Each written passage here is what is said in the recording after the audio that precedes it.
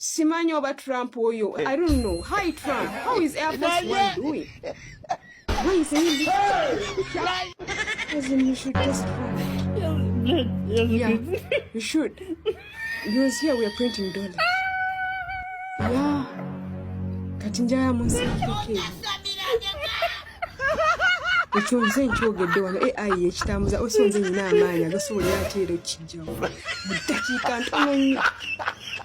Gwambuza gwaseka olw'okuba mbuza Trump Air Force One eri etya kubanga togimanyi. Air Force One esobola okukima obutiba naye gwe tomanyi kiddako.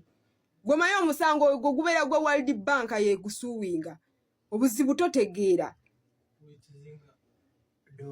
Sebo tosobola kubeera ngo printing a dollar y'omu America. Eno AI. Gwemanyi video zidduka kwenkana ki?